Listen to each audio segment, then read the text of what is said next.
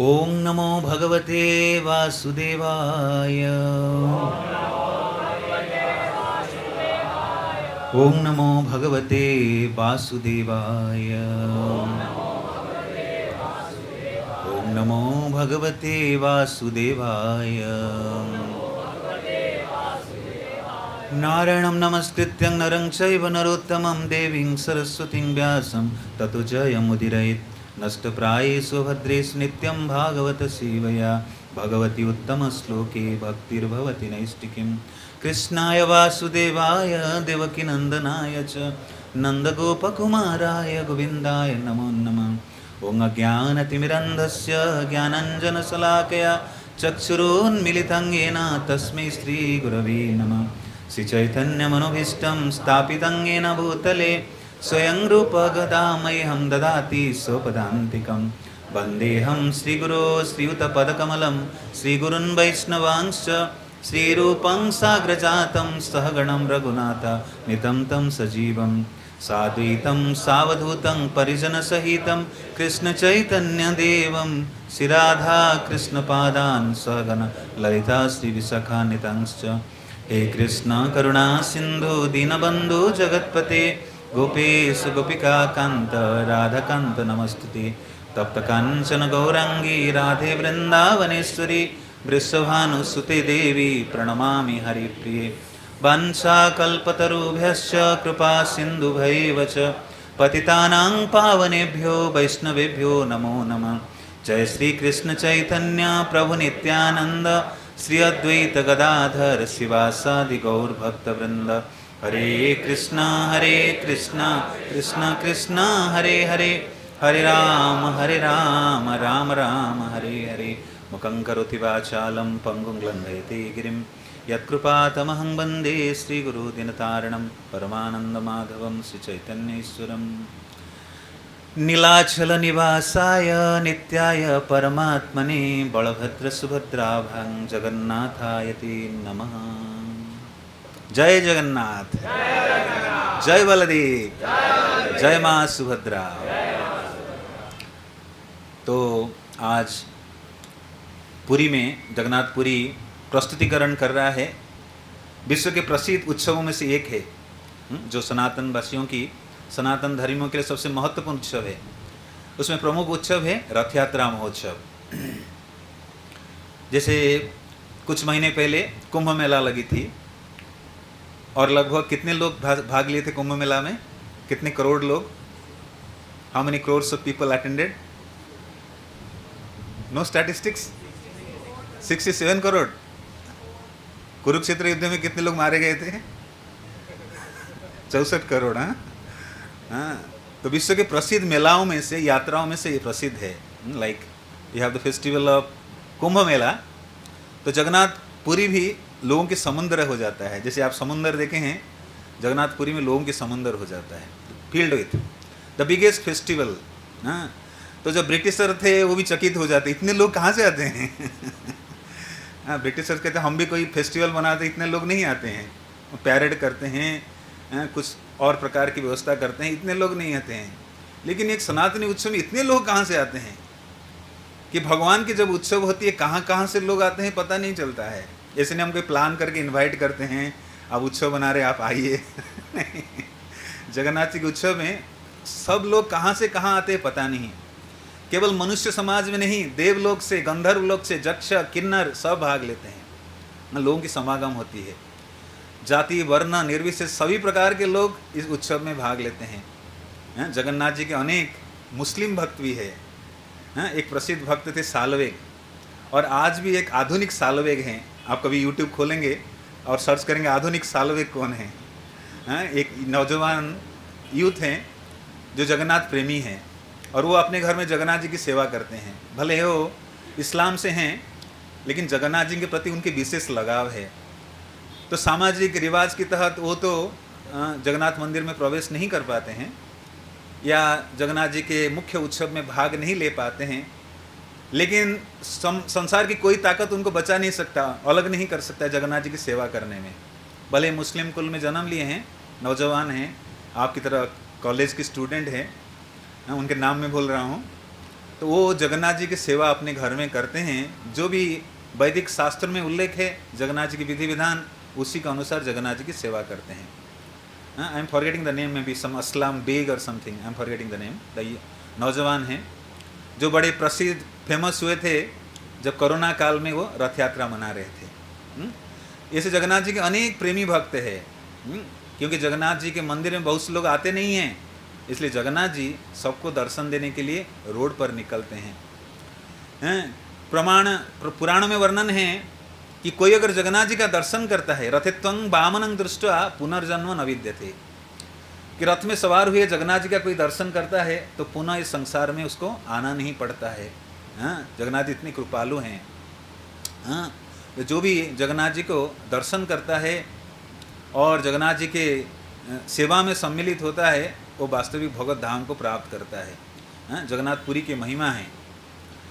तो हमारे आचार्य श्रील प्रभुपाद किस प्रकार जगन्नाथ जी के प्रति विशेष लगाव है उनकी।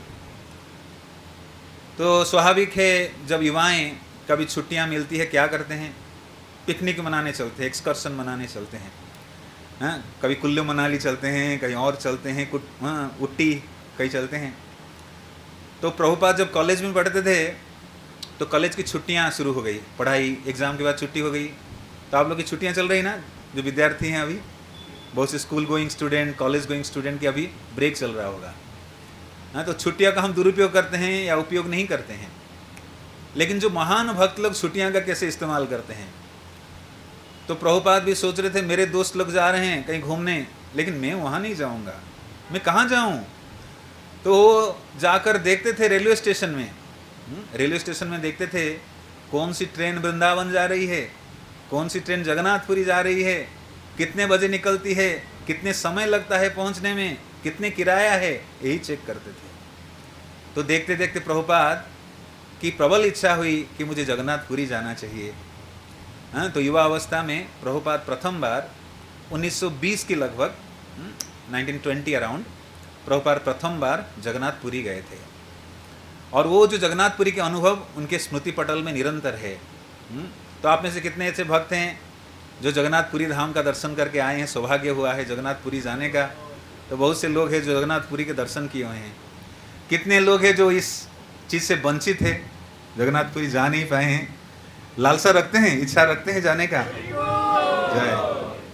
तो कहते हैं कई जब तक जगन्नाथ जी के डोर नहीं लगता है, प्रेम के डोर, कोई वहाँ पहुँच नहीं सकता है। ऐसे बहुत सारे प्रमाण हैं। लोग योजना बनाकर भी अंत तक जगन्नाथपुरी पहुँच नहीं पाए कि जब तक जगन्नाथ जी डोर से नहीं खींचते हैं, प्रेम की डोर से, कोई जगन्नाथपुरी धाम जा ही नहीं सकता है। तो आप प्रार्थना करें कब मेरे ऊपर वो डोर लगेगी, प्रेम की डोर, जगन्नाथ जी मुझे बुलाएंगे, जगन्नाथ जी की कृपा मेरे पर होगी और मैं जगन्नाथपुरी धाम जा पाऊंगा, मेरे जीवन को सार्थक मानूंगा। जिस प्रकार एक भक्त की अभिष्ट होता है, मेरी जीवन सार्थक होगी जब मैं वृंदावन जाऊंगा, वहाँ वृंदावन बिहारी का दर्शन करूंगा, मेरी जीवन सफल मानूंगा। तो इसी प्रकार जो सनातन प्रेमी हैं, जिस प्रकार कोई मुस्लिम व्यक्ति है वो योजना बनाता है मेरी जीवन सार्थक होगा, मैं एक बार मक्का मदीना जाऊं। कोई क्रिश्चियन व्यक्ति सोचता है कि मैं जेरूसलम जाऊं, जहां पर जीसस जन्म लिए थे, बेथलहम, वहां जाऊं, एक बार दर्शन करके आऊं। तो सनातनी प्रेमियों के लिए जीवन के लक्ष्य होता है क्या, एक बार मैं जगन्नाथपुरी होकर आऊं। कितने लोगों के मन में ऐसे है, वाह, जय जगन्नाथ। तो जगन्नाथ जी अवश्य आपकी इच्छा पूरी करेंगे, क्योंकि वो कृपालु हैं, कल्पतरु हैं, सभी की इच्छा पूर्ण करते हैं। तो आप यहाँ बैठ के जगन्नाथ जी को जो भी ऑफर कर रहे हैं, यहाँ से वो पूरी तक पहुँच जाएगी। इतने दयालु भावग्राही हैं, भाव विनोदिया है। तो जगन्नाथ जी को अलग अलग प्रेम से वहाँ बुलाते हैं। कोई चकाकी कहते हैं, कोई चकाडोड़ा कहते हैं। जगन्नाथ जी के आप लोग रथ यात्रा लाइव देखें, कितने लोग टेलीविज़न में जब रथ यात्रा होती है तो वहाँ पर जगन्नाथ जी के गुणगान करने में लोग थकते नहीं हैं। कितने बड़े बड़े विद्वान लोग उनके गुणगान करते रहते हैं, कहाँ से लाते हैं पता नहीं। हरि अनंत हरि कथान, इसके प्रमाण है जगन्नाथ जी, कि एक के बाद एक, कई पीढ़ी दर पीढ़ी, कई सारे जो महान विद्वान लोग हैं जो जगन्नाथ जी के निरंतर गुणगान करते हैं। एक तरह के लोग जिनको भाग्य है जो जगन्नाथपुरी में पहुंच जाते हैं, रथ यात्रा में सम्मिलित होते हैं, और दूसरे लोग जा नहीं पाते हैं, वो टेलीविज़न से देखते हैं। और टेलीविज़न में भी साक्षात, आपको विदित होगा मैं साक्षात यहीं दर्शन कर रहा हूँ। तो दर्शन दो प्रकार से हैं, एक तो नेत्र से दर्शन करना, दूसरा कान के माध्यम से दर्शन करना। गुण सुनते हैं, महिमा सुनते हैं, वो हमारे हृदय को स्पर्श कर देता है। ऐसे महिमा, ऐसे प्रतीत होता है कि जगन्नाथपुरी जैसे यहाँ आ गई, दर्शन यही कर रहे हैं। तो इस प्रकार जो जगन्नाथ प्रेमी हैं, जो विद्वान लोग हैं, जो जगन्नाथ जी के से विशेष प्रेम करते हैं, तो उनके गुणबखान करते हैं तो कभी अंत नहीं होता है, गुणबखान करते रहते हैं और पूरे इस प्रकार से रथ यात्रा उत्सव को मनाया जाता है। तो सनातन प्रेमियों के लिए विशेष रूप से 4 धाम हैं। कौन कौन सी धाम है? कौन कौन सी धाम है? 4 धाम। बद्रीनाथ। बद्रीनाथ में भगवान क्या करते हैं? वहां पर क्या करते हैं? तपस्या करते हैं। और फिर आगे कहाँ जाते हैं? वहां से कहाँ जाते हैं? द्वारकापुरी, रामेश्वरम। रामेश्वरम में क्या करते हैं? विश्राम करते हैं, स्नान करते हैं। और उसके बाद द्वारकापुरी ना, जगन्नाथपुरी। जगन्नाथपुरी में क्या करते हैं? डाइनिंग टेबल है वहाँ पर, ठाकुर जी के विशेष स्थली है, डाइनिंग प्लेस। भगवान वहाँ प्रसाद पाते हैं, भोग पाते हैं, भोग स्वीकार करते हैं। फिर आगे द्वारकापुरी। द्वारकापुरी में क्या करते हैं? राज करते हैं, शासन करते हैं, राजकाज संभालते हैं। तो इस प्रकार हमारे सनातनी में 4 प्रसिद्ध धाम हैं और हर जो सनातन प्रेमी है उसको ये 4 धाम के दर्शन अवश्य करना चाहिए। इस जीवन में, जीवन पर्यंत प्रयास करना चाहिए, जितने जल्दी हो ये 4 धाम के दर्शन करना चाहिए। तो जगन्नाथपुरी में जगन्नाथ जी एक विशेष रूप में विद्यमान हैं, जिसका हमने भजन गाया कि जगन्नाथ जी कहाँ पर विद्यमान हैं? ना नील शिखर, नील कंदर, नील पर्वत पर। Lord Jagannath is situated in the blue mountain. आप जाएंगे तो ब्लू नहीं दिखेगी, लेकिन ये नील पर्वत है। जो महान व्यक्तित्व उस जगन्नाथ जी की वास्तविक स्थिति को देख पाते हैं कि जगन्नाथ जी कैसे नील पर्वत, नील कंदर, नीलाचल पर विराजमान है। नीलाचल पे कौन विराजमान है? नीलकंदर में प्रभु जगन्नाथ विराजमान हैं। समुंदर के तट पर विराजमान हैं जगन्नाथ जी। तो नीलाचल में नित्य वास करते हैं, इसलिए हम उनके प्रणाम मंत्र गाए। आप सब दोहरा सकते हैं। नीलाचल निवासाय नित्याय परमात्मने बलभद्र सुभद्राभ्यां जगन्नाथा यते नमः। जो नीलाचल में वास करते हैं वही जगन्नाथ जी नित्य वास करते हैं, उनके नित्य निवास स्थली है, इसलिए उसको धाम कहते हैं। धाम किसे कहते हैं? जहाँ पर भगवान नित्य वास करते हैं, करते थे नहीं, नित्य वास करते हैं, उसको कहते हैं धाम। तो जो भगवान को कहता है अर्चा भी मूर्ति कहता है, भगवान उसको मूर्ति जैसे प्रतीत होते हैं। लेकिन जो साक्षात भगवान मानता है, भगवान उससे वार्तालाप करते हैं, उसकी भाव अंगीकार करते हैं, स्वीकार करते हैं। तो बहुत से लोग भारतीय समाज में, बहुत से लोग सनातन विधि का विरोध करते हैं। कहले क्या आप मूर्त पूजा करते हो, मूर्ति की पूजा करते हो, ये कौन सी बात हुई? तो आप जैसे देखेंगे ठाकुर जी आपको ऐसे भाव प्रदर्शित करेंगे। जो व्यक्ति मूर्ख है, अल्प बुद्धिमान है, उसको मूर्ति प्रतीत होता है। लेकिन जगन्नाथ जी कृपावश एक विशेष रूप में आए हैं। कौन सी रूप में? दारू ब्रह्मा। कौन सी रूप में? दारू शब्द सुने हैं? दारू दूसरे शब्द में सुने होंगे। वो दारू नहीं। यहाँ दारू शब्द के अर्थ क्या है कि जगन्नाथ जी विशेष दिव्य वस्तु से निर्माण होते हैं, प्रस्तुत होते हैं, प्रकट होते हैं। जो सबके प्रति दया दिखाते हैं, सबके प्रति करुणा दिखाते हैं, वो दारू ब्रह्म हैं। कृपावश दारू ब्रह्म रूप में प्रकटित हुए हैं, सबके सामने आए हैं। तो जगन्नाथ जी के जो विशेष निर्माण कार्य होता है अर्चा विग्रह, जिसमें जगन्नाथ जी प्राण संचारित होता है, तो प्रति 12 साल में नव कलेवर होता है। उसको बोलते क्या? नव कलेवर। कलेवर मतलब शरीर। जगन्नाथ जी को नया शरीर प्राप्त होता है, नव कलेवर। तो जगन्नाथ जी के निर्माण हेतु विशेष दारू यानी जो काष्ठ विशेष काष्ठ आता है नीम के, और उसी से उनके अर्चा विग्रह का निर्माण होता है और उसमें उसका प्राण संचारित किया जाता है, इसलिए उनको कहते हैं दारू ब्रह्मा। तो जगन्नाथ जी नीलाचल में विराजमान है, किस रूप में? दारू ब्रह्म रूप में विराजमान है। साथ में और कौन है? उनके साथ और कौन है? ना बलभद्र जी विराजमान हैं और साथ में माता सुभद्रा भी है, और साथ में और कौन है? सुदर्शन जी, प्रभु सुदर्शन जी भी विराजमान हैं। तो आप जब रत्न सिंहासन पर देखेंगे, ठाकुर जी सिंहासन पर विराजमान हैं और तीनों भी चतुर्धा मूर्ति रूप में ठाकुर जी सिंहासन पर बैठे हुए हैं। तो जो भी जगन्नाथ जी के दर्शन करता है वो भी पुनः इस संसार सागर में नहीं आता है, जगन्नाथ जी को रत्न सिंहासन पर दर्शन करते हुए। तो नीलाचल धाम एक तरह से दारू ब्रह्म जगन्नाथ जी के लिए प्रसिद्ध है, लेकिन साथ साथ जगन्नाथ जी धाम में और एक खास बात है, वो दारू ब्रह्म के साथ साथ अन्न ब्रह्म रूप में भी प्रकट हुए हैं। अन्न ब्रह्म। तो संसारिक लोग कलयुग में दिमाग में कुछ घुसता नहीं है, चेतना बड़ी डामाडोल है, कथा सुनने में नींद आता है, भगवान के गुणगान सुनने में अलसपन है, कलयुग के लक्षण ग्रसित है, लेकिन प्रसाद पाते समय कोई नहीं सोता है। तो इसलिए जगन्नाथ जी बड़े कृपालु हैं, अपने कृपा को विस्तार करने के लिए अन्न ब्रह्म रूप में विद्यमान है।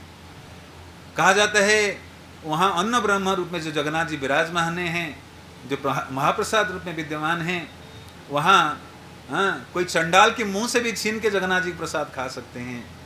कोई कुत्ता भी अगर खा रहा है उसके मुंह से छीन के खा सकते हैं कि प्रसाद की इतनी महिमा है। तो प्रसाद की महिमा से एक सुंदर प्रसंग है जो चैतन्य मंगल में वर्णन है। एक बार वैकुंठ लोक में नारद जी नित्य भगवान की गुणगान में लगे रहते हैं। नारद जी क्या करते हैं? नारायण नारायण नारायण। नारद जी निरंतर भगवान के नाम लेते हैं। उनके नाम क्या है? नारद। नारद शब्द के अर्थ क्या है? जो सबको नारायण देते हैं उनके नाम है। ना अर्थ है नारायण, द अर्थ है रद। नार मीन्स नारायण, द मीन्स देते हैं। जो सबको नारायण देते हैं उनके नाम हुआ नारद।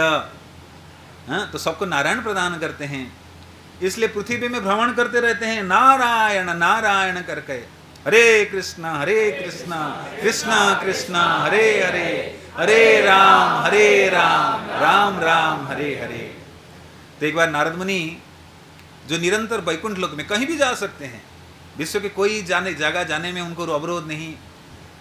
संसार में हम एक स्थान में दूसरे स्थान जाने के लिए वीजा चाहिए, पासपोर्ट चाहिए, इनर लाइन परमिट चाहिए, कई प्रकार के देश के अलग अलग नियम से बंधे हुए हैं। लेकिन भगवान के भक्तों को कोई रोक टोक नहीं, स्वतंत्र रूप से कहीं विचरण कर सकते हैं, कोई संसार की ताकत रोक नहीं सकता है। नारद जी कभी असुरों के पास चले जाते हैं, उन असुरों के भी मित्र बन जाते हैं, कभी देवलोक में चले जाते हैं, कभी गंधर्व लोक में चले जाते हैं, और निरंतर वो भगवान के वैकुंठ लोक में गमन करते हैं। और भगवान की सेवा में निरंतर लगे रहते हैं नारद जी। तो एक बार नारद जी बड़ी प्रेम पूर्वक सेवा कर रहे हैं, किनकी? भगवान की। माता लक्ष्मी जी साथ में हैं। तो लक्ष्मी जी बड़े प्रसन्न हुए, और नारद जी अपने मन में एक इच्छा व्यक्त करते हैं कि काश मुझे प्रभु के प्रसाद मिल जाता। मेरी भाग्य कब उदय होगी? जब मैं प्रभु के प्रसाद प्राप्त करूंगा। प्रसाद प्राप्त करने मात्र से मैं जीवन को सफल मानूंगा। तो नारद जी के हृदय में चल रहा है अंतदशा में कि प्रसाद पाने की प्रबल लालसा है। हमारे यहाँ तो भोग लगता है, थाली में सज के जाता है, भगवान को चढ़ने के बाद आता है, लेकिन हम बात कर रहे हैं वैकुंठ लोक में जहाँ साक्षात भगवान जिस प्लेट से खाते हैं। यहाँ थाली लग के जा रहा है, लेकिन वहाँ साक्षात भगवान को जो परोसते हैं लक्ष्मी जी, वो प्रसाद खाने की लालसा नारद जी करते हैं। तो क्या उपाय है? डायरेक्ट प्रभु को तो नहीं बोल सकते हैं, लेकिन प्रभु के कंसर्ट प्रियतमा को तो बोल सकते हैं। तो बड़ी खुशी पूर्वक सेवा करने लगे। तो माता लक्ष्मी समझ गई कुछ बात तो जरूर है, नारद बता नहीं रहे हैं लेकिन कुछ बात है। नारद जी क्या हुआ? आप बड़े अच्छे से सेवा कर रहे हैं, आपके हृदय की बात हम समझ पा रहे हैं, क्या चाहिए आपको बताइए। कि माता मुझे भगवान के थाली से थोड़ा प्रसाद, महाप्रसाद मिल जाए, मैं अपनी भाग्य समझूंगा। तो भगवान भी अंतर्यामी हैं। भगवान कोई भक्त कुछ व्यक्त करने से पहले पढ़ लेते हैं कि भक्त के हृदय में क्या चल रहा है। तो आप सब यहाँ बैठे हैं, आपके हृदय में क्या चल रहा है भगवान पढ़ लेते हैं। वो अंतर्यामी हैं, वो सर्वज्ञ हैं, हर एक के जीव के अंदर क्या चल रहा है वो पढ़ लेते हैं। स्पेशली भक्त जो चाहते हैं, भक्त की इच्छा तो भगवान पूर्ण करते ही है। हाँ, तो नारद जी जब इच्छा किए, माता लक्ष्मी भी सहमत होते हैं और भगवान भी भक्त की हृदय को पढ़ लेते हैं। भगवान अगले दिन जब प्रसाद पाने बैठे, बोले लक्ष्मी जी मेरी एक अभिलाषा है, कल मैं जैसे प्रसाद पाऊंगा आप देखना मैं थोड़ा एक समय में इनअटेंटिव हो जाऊंगा, ध्यान कहीं और कर लूँगा, आप मेरी इशारा समझ लेना। हाँ, मैं आधे पाकर थाली छोड़ जाऊंगा और इशारा कर दूंगा, मैं मुंह थोड़ा दूसरी दिशा में फिरा लूँगा, तो आप समझ लेना ये प्रसाद, आप थाली उठा लेना और ये लेके मेरे प्रिय भक्त नारद को देना। तो नारद जी बड़े उत्कंठित थे, उतावले थे, कब मेरे जीवन धन्य होगा, सार्थक होगा, मुझे भगवान जी की महाप्रसाद मिलेगी। हाँ, तो हम तो प्रसाद पाते समय कई प्रकार की बाधा अवरोध आता है, आज बैंगन बना है, आज क्या मेरे पसंदीदा चीज़ बना ही नहीं, लेकिन नारद जी के मन में ऐसे नहीं था, वो आनंदित थे, मुझे महाप्रसाद मिला, नाचने लगे, मुझे प्रसाद मिला। तो हम जब प्रसाद पाते हैं हमारे अंदर ऐसी भाव आना चाहिए, नहीं ऐसी भावना आज बैंगन नहीं बना है, हाँ, आज आलू बना है, आज मेरे पसंदीदा आइटम नहीं है। हाँ, तो महाप्रसाद पाते समय नारद जी को याद करना चाहिए कि प्रसाद को नारद जी कैसे आस्वादन करते थे। हाँ, तो नारद जी ये नहीं देख रहे थे कि प्रभु क्या पा रहे हैं, ऐसे प्रभु तो जो पाते हैं उसकी कोई सीमा ही नहीं। कहा जाता है कि इस भौतिक संसार में जो प्रसाद बनता है, भोग बनता है, वही पूड़ी चावल डेली बनता है, लेकिन आध्यात्मिक जगत में हर दिन नया नया बनता है, नव नव रस। कल जो बना था आज वो नहीं बनेगा, उसका नया आइटम बनेगा। कोई पुराना चीज़ भगवान को नहीं प्रस्तुत की जाती है, नया नया चीज़, नव नव रस, नया नया वस्तु प्रदान की जाती है। तो इस प्रकार अगले दिन इशारे के अनुसार भगवान प्रसाद पाने बैठे, भोग पाने बैठे, लक्ष्मी जी उनको परोस रहे हैं और जैसे ही पहले बात हुआ था, हाँ, भगवान थोड़ा ध्यान हटा दिए, दूसरी ओर देखने लगे। लक्ष्मी जी इशारा समझ गए और सारा थाली उठाकर नारद जी को दे दिए। नारद जी तो उत्कंठित थे, प्रतीक्षारत थे, कब मेरी भाग्य होगी, मैं प्रसाद पाऊंगा। नाचने लगे, आनंद में गदगद होने लगे, क्रंदन करने लगे कि जब मुझे प्रभु के प्रसाद मिला।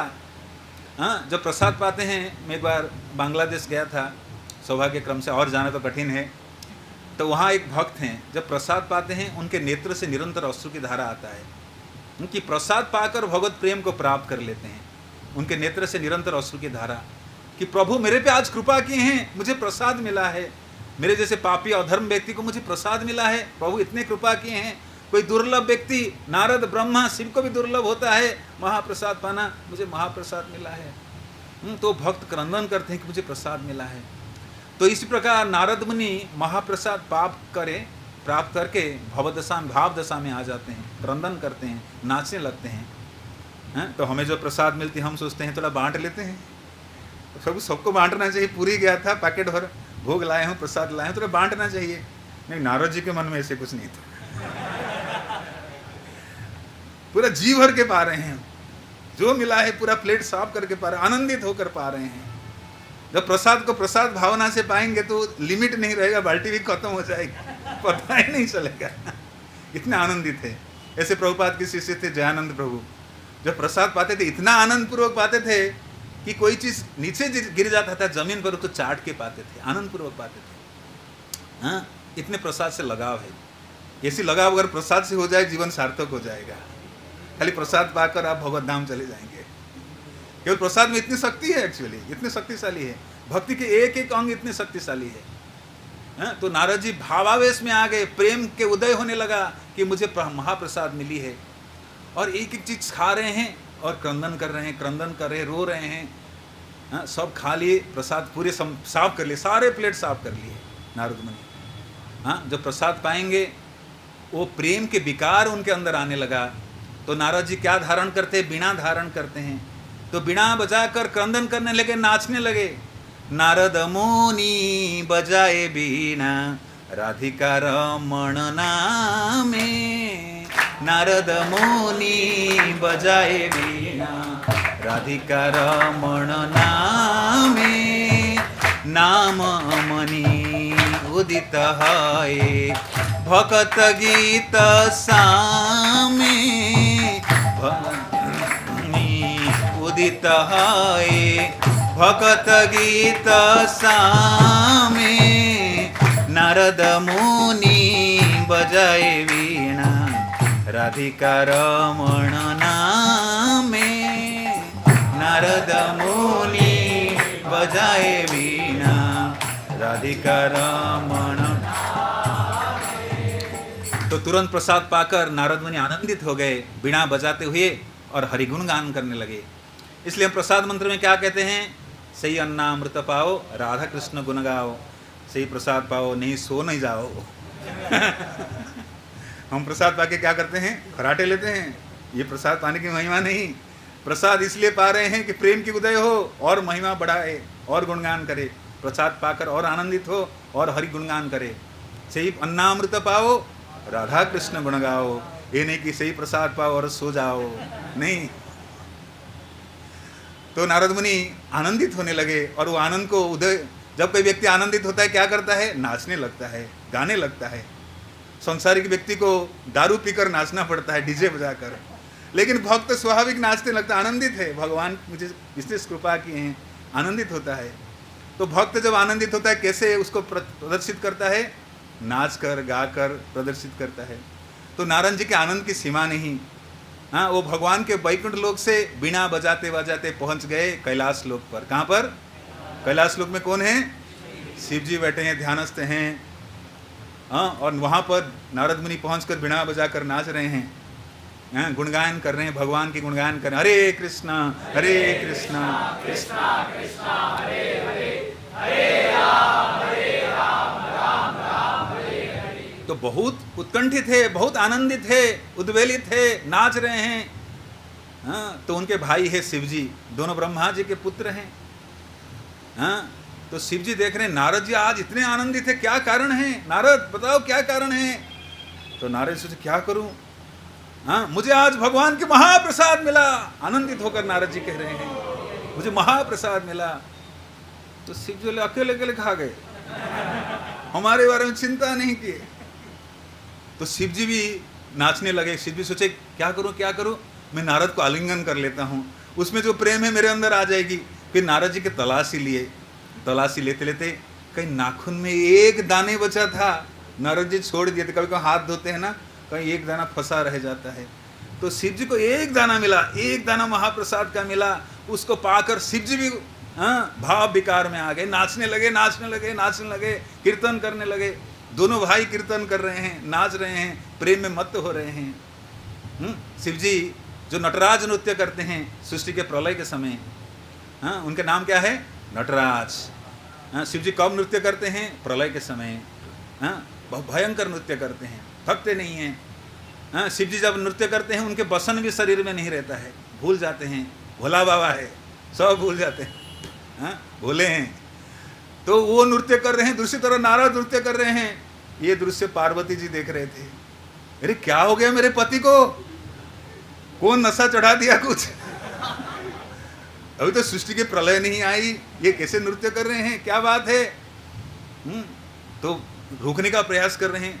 जब सिद्धि भाव विकार में आ जाए कोई नहीं रोक सकता है, संसार की कोई ताकत नहीं रोक सकता है। हाँ, तो माता पार्वती भी चिंता में पड़ गई। अभी तो प्रलय के समय नहीं आया, शिव जी का नृत्य करने के समय कब होता है? प्रलय के समय। अभी नृत्य कर रहे हैं, ये नृत्य रुक ही नहीं रहा है, क्या करूं क्या करूं? तो तुरंत चले गए कि प्रभु महादेव क्या हो गया आपको, इतने आनंदित क्यों हैं, इतने नृत्य क्यों कर रहे हैं, क्या बात है बताइए। तो शिव जी आनंदित होकर बोल रहे हैं मुझे प्रभु का महाप्रसाद मिला, मुझे प्रभु का महाप्रसाद मिला। तो आनंदित होकर कहते हैं शिव जी माता पार्वती को मुझे महाप्रसाद मिला। तो माता कहते अकेले अकेले खा गए, हमारे बारे में नहीं सोचे, हम आपके अर्धांगिनी है, थोड़ा कुछ दाना बचा लेते हमारे लिए, सोचे नहीं। तो पार्वती जी रूठ गए। हाँ, अगर पति रूठ जाए तो पत्नी मना लेते हैं, लेकिन पत्नी रूठ जाए कोई पति नहीं रोक पाएंगे, उनको मना नहीं पाएंगे। हाँ, तो पार्वती जी रूठ के बैठे हुए हैं। हाँ, तो शिव जी नारद जी तो नाच रहे थे, वो भी देखकर हैरान हो गए, क्या करे, कैसे संभाले पत्नी को। हाँ, तो पत्नी रूठ जाए तो पति भी फेल मार जाते हैं, परम पति को आना पड़ता है। हाँ, तो परम पति भगवान आते हैं। हाँ, पार्वती जो पुकारते हैं, परमपति भगवान आते हैं, बोलते पार्वती जी आप चिंता मत करो, मैं कलयुग में आऊँगा जगन्नाथ जी के रूप में, और मेरे यहाँ अन्न ब्रह्म रूप में महाप्रसाद आएगी, और जो थाली मेरे को लगेगी भोग, सर्वप्रथम आपके पास आएगी, विमला माता के पास। तो जब वचन दिए तभी माता पार्वती उपशम महसूस किए कि प्रभु मेरे आश्वासना दे रहे हैं, और थाली पहले मेरे पास आएगी जगन्नाथ जी को लगने के बाद। ये आश्वासन के साथ पार्वती जी अपनी जो रुष्टपन को छोड़ते हैं, स्वाभाविक स्थिति में आते हैं। तो आज भी जगन्नाथ मंदिर के विधि है, ये जो अतीत में घटित हुआ था लीला, उसी के अनुसार जो जगन्नाथ जी को भोग चढ़ता है महाप्रसाद होने के बाद, सर्वप्रथम विमला माता के मंदिर में आता है।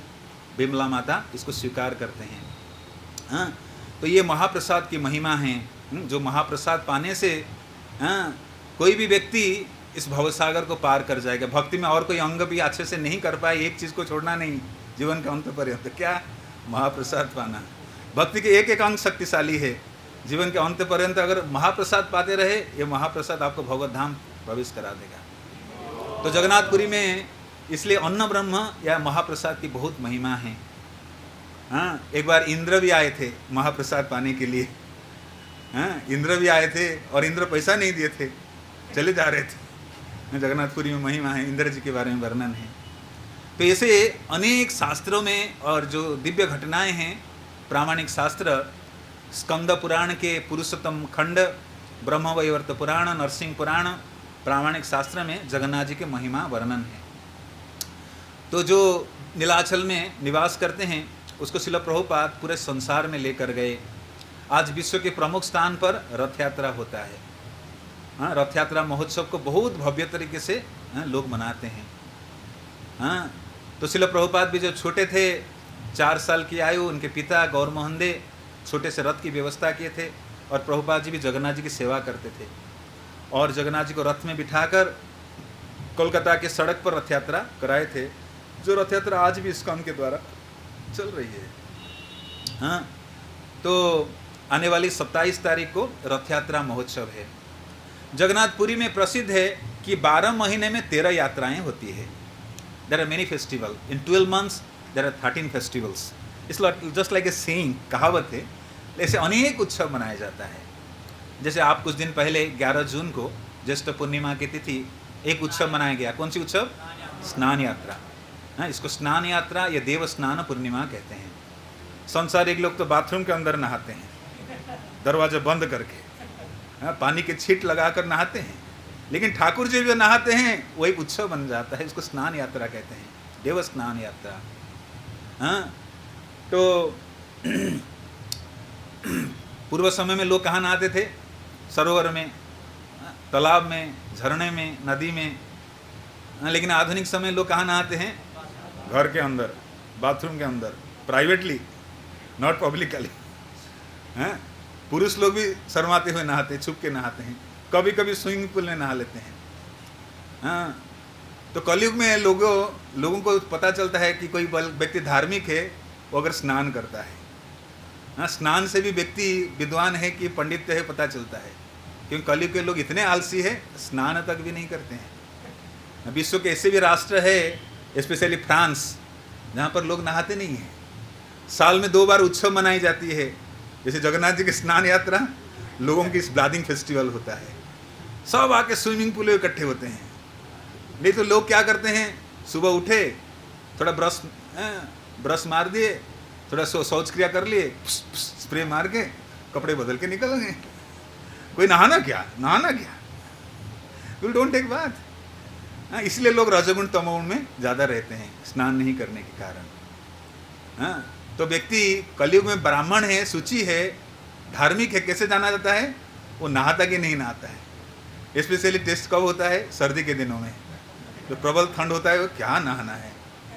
हाँ, लोग कपड़े भी बदलते नहीं, जुराब भी कई दिन से बदबू आता है, बदलते नहीं। हाँ, इनर वियर पे भी नहीं बदलते हैं। लेकिन प्रभु हमारे ऐसे नहीं, प्रभु स्नान करके आह्वान देते, आप आइए भी स्नान सब करिए। हाँ, मेरी स्नान उत्सव को देखिए, ये स्नान उत्सव के माध्यम से आप भगवत धाम चले जाएंगे। जगन्नाथ जी सबको आह्वान करते हैं। तो प्रभु जब स्नान करते हैं वो उत्सव बन जाता है। हाँ, तो पिछले जून 11 तारीख जो ज्येष्ठ पूर्णिमा की तिथि था, माना जाता है ये विश्व के सबसे, स्पेशली भारत के सबसे गर्मी दिन है, the most hottest day of the India in like, कि सबसे गर्मी दिन कौन सा? ज्येष्ठ पूर्णिमा। आप लोग कितने लोग अनुभव किए हैं उस दिन बहुत गर्मी होता है? ज्येष्ठ पूर्णिमा के दिन बहुत गर्मी होता है रियली। हम लोग वहाँ पर थे, I was in Chandigarh, like extreme heat, like any place in India it will be too hottest. हाँ, तो प्रभु को तो गर्मी नहीं लगता है। भगवान गर्मी सर्दी से परे हैं, संसार के नियम से परे हैं, लेकिन भगवान भक्त वत्सल है, भावग्राही है, भक्तों को सेवा का अवसर प्रदान करते हैं।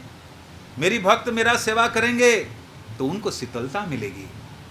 तो बड़ी उत्कंठापूर्वक जगन्नाथ जी प्रतीक्षा करते हैं। इस दिन को जगन्नाथ जी के जन्म तिथि भी माना जाता है। The appearance day of Lord Jagannath is स्नान यात्रा। हाँ, कि इस धराधाम पर जगन्नाथ जी आए थे इस दारू ब्रह्म रूप में, इसी ज्येष्ठ पूर्णिमा तिथि यानी स्नान पूर्णिमा के तिथि में।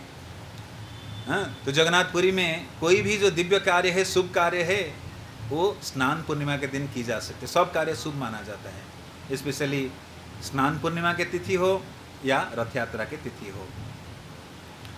तो जगन्नाथ जी के जो जन्म वेदी है, Gundicha temple is known as the janma vedi, जन्म स्थान जगन्नाथ जी के। हाँ, आप प्रसंग सुने होंगे, उस प्रसंग में हम नहीं जाएंगे, समय ज़्यादा लगेगा। हाँ, तो जन्म वेदी में जगन्नाथ जी के प्रकट होता है और जगन्नाथ जी प्रतिवर्ष अपनी जन्म तिथि में स्नान करते हैं। जैसे हम भगवान कृष्ण बाकी विष्णु तत्व के विग्रहों को उनके विशेष तिथियों में स्नान कराते हैं, इसी प्रकार जगन्नाथ प्रेमी भक्त भी जगन्नाथ जी के विशेष तिथि में उपवास रखते हैं और जगन्नाथ जी को स्नान कराया जाता है। तो वर्णन है जगन्नाथ मंदिर के उत्तर पार्श्व में एक कुआं है जिसको सुना कुआं कहते हैं, गोल्डन वेल। क्या कहते हैं? गोल्डन वेल या सुना कुआं, सुना के कुआं, जिसमें सारे तीर्थ जल समा हुआ है और वर्ष में एक दिन वो कुआं से जल निकल के लाया जाता है जगन्नाथ जी के स्नान के लिए। तो जगन्नाथ जी के असंख्य सेवक है, अलग अलग वर्ग के सेवक है जो कई पीढ़ी दर पीढ़ी सेवा करते आ रहे हैं। तो एक विशेष श्रेणी के सेवक है जिनके नाम है सुआर और महासुआर। क्या नाम है? सुआर और महासुआर, जो जगन्नाथ जी के जल संग्रह करते हैं। तो सुंदर सुंदर नया नया घड़ों में, कलश में, जो कि पीतल और सोने का घड़ा होता है, उसमें उस कुआं से, सोना कुआं से शीतल जल भर के लाते हैं बड़ी सावधानी पूर्वक। जैसे हमारी भक्त लोग कभी भगवान के लिए भोग बनाते हैं तो मुंह को ढक के रखते हैं, शरीर मस्तक को ढक के रखते हैं, कहीं बाल ना झड़ जाए, मुंह से थूक न निकल जाए, जगन्नाथ जी की दिव्यता बनी रहे, जल की शुद्धता बनी रहे।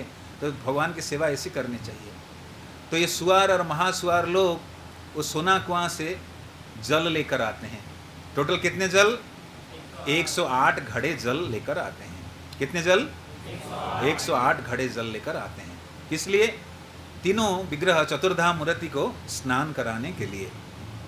हाँ, तो जो विशेष सेवक है वो जल लाते हैं और उस जल में मिलाते हैं, चावल मिलाते हैं, चंदन मिलाते हैं, हाँ, ऐसे सुवासित वस्तु, सब हल्दी मिलाते हैं, सबसे सुवासित वस्तु को मिलाकर इसको और पवित्र करते हैं और प्रस्तुतिकरण करते हैं जगन्नाथ जी के स्नान के लिए। तो जगन्नाथ जी के स्नान यात्रा के तहत विधि है कि बलभद्र जी को 35 घड़े जल से स्नान कराए जाते। कितने घड़े? 35 घड़े से स्नान कराई जाती है। जगन्नाथ जी को 33 घड़े जल से, कितने? 33 कलश जल से स्नान कराई जाती है। माता सुभद्रा को 22 घड़े, 22 कलश जल से स्नान कराए। कितने? और प्रभु सुदर्शन जी को 18 घड़े से, कलश से, जल से स्नान कराई जाती है। तो मैथमेटिकल इक्वेशन बैठा कि नहीं बैठा? 61 हुआ, 35 + 33 + 22 + 18 कितना हुआ? 108 घड़े जल से स्नान कराई जाती है। तो सर्वप्रथम जगन्नाथ जी जो रत्न सिंहासन पर विराजमान हैं, उनको पांडु विजय उत्सव के द्वारा रत्न सिंहासन से स्नान मंडप पे लाया जाता है। स्नान वेदी या स्नान मंडप। हाँ, तो स्नान मंडप कहाँ पर है? पूर्व द्वार पर है। द ईस्टर्न साइड, जगन्नाथ मंदिर हैज 4 साइड, 4 डायरेक्शंस, पूर्व, पश्चिम, उत्तर, दक्षिण, 4 द्वार है। पूर्वी द्वार को कहते हैं सिंह द्वार। इसी सिंह द्वार के पूर्व भाग में जो आनंद बाजार के अंतर्गत आता है स्नान वेदी या स्नान मंडप। तो जगन्नाथ जी जो रत्न सिंहासन मुख्य वेदी पर विराजमान होते हैं, रत्न सिंहासन पर जगन्नाथ जी के विशेष सेवक जगन्नाथ जी को वहाँ से लेकर विराजमान करते हैं। कहाँ पर? स्नान वेदी पर भव्य तरीके से पांडु विजय करके लाते हैं। हाँ, जो मुख्य मुख्य सेवक है शंख नाद, हाँ, कीर्तन, हाँ, नागड़ा आदि वाद्य यंत्र के माध्यम से जगन्नाथ जी को दिव्य ध्वनि तरंग के माध्यम से, कीर्तन के माध्यम से रत्न सिंहासन से, हाँ, स्नान विधि तक लाते हैं। फिर जगन्नाथ जी को भव्य तरीके से इन शीतल जल से स्नान कराई जाती है मुख्य सेवकों के द्वारा। तो ये स्नान उत्सव की वर्णन है जो आप सुन चुके होंगे। तो उसके बाद जगन्नाथ जी अनवसर घर में चले जाते हैं। इससे पहले स्नान पूर्णिमा से पहले, हाँ, जो पूर्णिमा से पहले एकादशी आता है 11वें दिन, इस दिन जो था निर्जला एकादशी, उस तिथि को जगन्नाथ जी की विवाह होती है माता रुक्मिणी के साथ। किन के साथ? माता रुक्मिणी के साथ। तो कुछ विद्वानों का मत है कि जैसे विवाह के बाद पति प्राइवेटली पत्नी के साथ रहते हैं या हनीमून मनाने जाते हैं, तो इसी प्रकार जगन्नाथ जी भी ये अनवसर समय में प्राइवेटली रुक्मिणी जी के साथ रहते हैं, हाँ, समय बिताते हैं। हाँ, तो इस प्रकार की संस्कृति है जगन्नाथ संस्कृति के। तो इसको अनवसर तिथि कहते हैं। तीनों भाई बीमार ग्रस्त हो जाते हैं। तो उस तरह जगन्नाथ मंदिर में कोई अन्न प्रसाद नहीं बनता है। बीमार व्यक्ति को क्या दिया जाता है? हाँ, काढ़ा दी जाती है। कई प्रकार की, हाँ, औषधीय पदार्थ जगन्नाथ जी को प्रस्तुत की जाती है। और क्योंकि बीमार हैं तो बीमार के समय जैसे यहाँ पर उत्तर भारत में लोग खिचड़ी खिलाते हैं, लेकिन जगन्नाथ जी को फल खिलाया जाता है, अलग अलग प्रकार के फल। तो जगन्नाथ जी के 2 प्रिय फल है। कौन बताएगा कौन से प्रिय फल है? हाँ, कटहल प्रिय है और नारियल प्रिय है। तो श्रीफल नारियल जगन्नाथ जी को बड़े प्रिय है। कौन सा फल? नारियल जगन्नाथ जी को बहुत प्रिय है। और कटहल भी जगन्नाथ जी को प्रिय है। तो जगन्नाथ जी के प्रिय फल है जो, तो सभी प्रकार के फल जगन्नाथ जी को अर्पित की जाती है। तो ये विधि क्यों कि जगन्नाथ जी जब नील माधव के रूप में थे तो वहाँ पर विश्वावसु नामक सवर जगन्नाथ जी की सेवा करते थे। तो विश्वावसु सवर होने के नाते जगन्नाथ जी को क्या अर्पित करते थे? जंगल के फल कंदमूल आदि अर्पित करते थे। तो इस समय में ये रथ यात्रा उत्सव से पहले जो 15 दिन अनवसर समय से लेकर रथ यात्रा संपन्न होने तक जो समय अवधि है, उस दौरान ये जो विश्वावसु परिवार के सदस्य लोग हैं जिनको कहते हैं दैतापति, ये लोग सेवा करते हैं। तो इसलिए वो लोग कुकिंग नहीं करते हैं, वो लोग क्या भगवान को अर्पित करते हैं? फल मूल कंदमूल आदि अर्पित करते हैं। और कोई बीमार व्यक्ति को अन्न आदि खिलाने से बीमारी बढ़ जाता है, इसलिए क्या हल्का चीज़ दिया जाता है। हाँ, तो इस प्रकार अनवसर में समय में जगन्नाथ जी रहते हैं। और जैसे ही 14 दिन बीत जाएगी फिर जगन्नाथ जी की नवयौवन बेस होता है, नया रूप में नेत्र उत्सव कहते हैं या नवयौवन रूप। जगन्नाथ जी दर्शन देते हैं। फिर अगले दिन जगन्नाथ जी रथ पर विराजमान होकर सबको दर्शन देते आते हैं, जो रथ यात्रा महोत्सव है। हाँ, तो जगन्नाथपुरी आप जो गए हैं, जो सड़क पर रथ यात्रा होती है उसको कहते हैं बड़दांड। क्या कहते हैं? या ग्रैंड रोड। तो जगन्नाथ जी के संबंधित हर वस्तु बड़ा या महा है। हाँ, उनके सागर, उनका दधी महोदधि है, उनके प्रसाद महाप्रसाद है, उनके दांड बड़दांड है, वो बड़े, हाँ, बड़े प्रभु हैं, सब बड़ा है। ठाकुर जी के लिए कोई छोटा नहीं, सब बड़े हैं, वो बड़े से बड़े हैं वो, इसलिए उनको बड़े वर्ग में रखा जाता है। तो एक मंदिर जिसको कहते हैं नीलाचल, और वहाँ से लगभग 2.5 मील दूर, 3 किलोमीटर दूर दूसरा मंदिर है जिसका नाम है सुंदराचल गुंडीचा मंदिर। तो ये रथ यात्रा क्यों होता है? अनेक किंवदंती है रथ यात्रा होने का। इसी को कह के हम विराम देंगे कि उसके पार्ट 2 भी है, आगे हम चर्चा करेंगे। तो रथ यात्रा की अनेक किंवदंती है। एक किंवदंती हम बताते हैं जो शास्त्र में बताई गई है कि रथ यात्रा क्यों कराया जाता है। हाँ, तो रथ यात्रा के एटीट्यूड क्या होता है? रथ यात्रा के भाव क्या होता है, भक्त लोग रथ यात्रा क्यों मनाते हैं? तो भगवान जब वृंदावन लीला, गोकुल लीला आदि संपन्न करके, ब्रज लीला समाप्त करके जब अक्रूर जी आते हैं भगवान को लेने के लिए मथुरा, कंस अक्रूर जी को विशेष रूप से भेजते हैं। श्रीमद् भागवतम के 10वें स्कंदे में 38वें अध्याय से देखेंगे वर्णन, अक्रूर जी कैसे भगवान को लेने आते हैं। अक्रूर जी भगवान की सेवा कैसे करते हैं? साक्य भाव में करते हैं, और कृष्ण बलराम को लेने आते हैं। तो कंस भेजते हैं अक्रूर जी को, भगवान को लेकर आओ, मथुरा लेकर आओ। अक्रूर जी बड़े आनंदित थे कि मैं प्रभु से मिलूंगा। रास्ते भर चिंता कर रहे हैं, मेरी आज साक्षात प्रभु के दर्शन होगी, मैं उनके चरण में गिर पड़ूंगा, मेरी जीवन को सौभाग्य मानूंगा। अक्रूर जी रास्ते भर यही सोच रहे हैं, बहुत समय करीब आ गया, मैं प्रभु को साक्षात दर्शन करूंगा, और कुछ रास्ता रह गया, कुछ रास्ता रह गया। यही सोचते सोचते अक्रूर जी आते हैं। तो फाइनली ब्रज में पहुंच जाते हैं। और अगले दिन अक्रूर जी लेकर चलते हैं। तो जैसे ही अक्रूर जी भगवान कृष्ण बलराम को लेकर जाना चाहते हैं, सभी ब्रज गोपांगनाएं दुखी हो जाते हैं कि वृंदावनं परित्यज्य, भगवान वृंदावन छोड़ के कभी नहीं जाते हैं। ब्रजंगनाएं क्रंदन करते हैं, भगवान के लिए विरह अनुभव करते हैं कि प्रभु आपके बिना हम कैसे रहेंगे। भक्तों की यही भाव है कि प्रभु आपके बिना पूरे संसार अधूरा लग रहा है, खाली लग रहा है, हम कैसे रहेंगे। लेकिन भगवान आश्वासना दिए, मैं बहुत जल्दी आ जाऊंगा। तो भगवान मथुरा गए, मथुरा से भी नहीं लौटे, गोपीगण प्रतीक्षारत थे। परवर्ती समय मथुरा से भगवान द्वारका चले गए, वहाँ से भी नहीं लौटे।